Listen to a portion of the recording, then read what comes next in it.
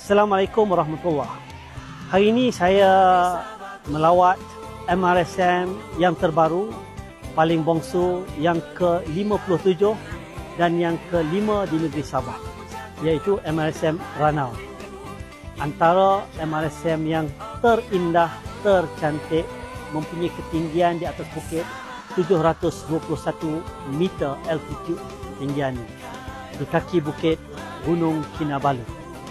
Ini merupakan MRSM Premier yang akan memberikan manfaat kepada 450 pelajar-pelajar daripada bumi di bawah bayu ini yang akan memulakan pengajian intake pertama pada bulan Mac seramai 180 orang bagi tingkatan 1 dan tingkatan 4. Jadi saya merayu dan mengalu-alukan kepada semua anak-anak Sabah, jangan mempersia-siakan peluang.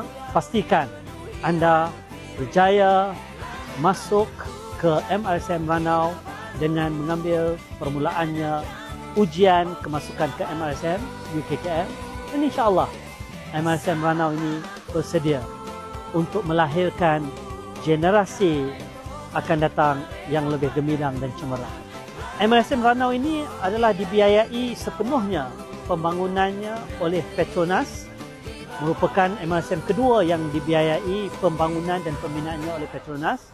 Yang pertama di MRSM Bintulu, yang kedua adalah MRSM Ranau ini. Kalau kita lihat persekitarannya, kita melihat asramanya, bilik-bilik darjah, bilik-bilik tingkatan pengajian, dewan selera, suraunya yang indah, dan kita boleh lihat dengan kelengkapan sukan yang hebat, bukan saja padang yang cantik tetapi juga 2 gelanggang futsal bertaraf antarabangsa dan juga mempunyai segala fasiliti bagi memenuhi keperluan seorang pelajar di MRSM. Hari ini kita merasa berbangga kerana apa yang diaspirasikan dan diluluskan pada zaman Datuk Seri Najib Tun Razak, iaitu semenjak 2016 lagi, hari ini direalisasikan.